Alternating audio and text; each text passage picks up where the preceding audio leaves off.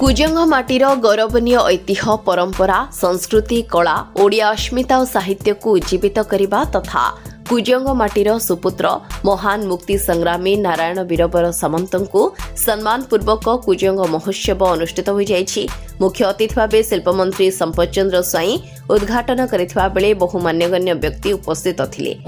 आज कुजंग ऐतिह्य संस्कृति कुजंगर अस्मिता को उज्जीवित करने एवं आम अंचलर सुपुत्र तथा कुजंग गांधी नारायण वीरवर सामंत को यथोचित सम्मान प्रदान करने निमंते आज कुजंग महोत्सव आयोजन करा जायथिला। तार उद्घाटन समारोह आज थिला। माननीय मंत्री रवि नारायण नायक महाशय आज मुख्य अतिथि भाव उपस्थित थिले।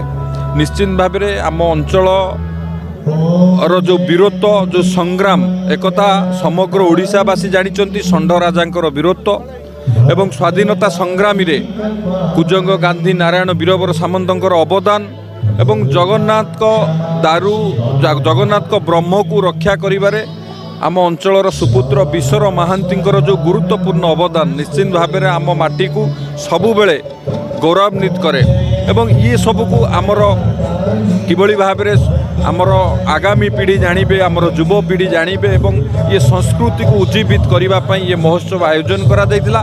तेबे ही परिप्रेक्षी कुजंगरे एक मिनी स्टाडियम निर्माण करा भित्तिप्रस्तर स्थापन करा जायतिला।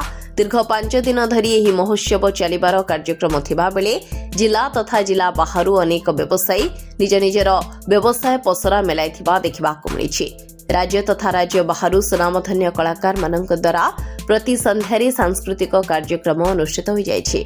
Bureau report news X Odia.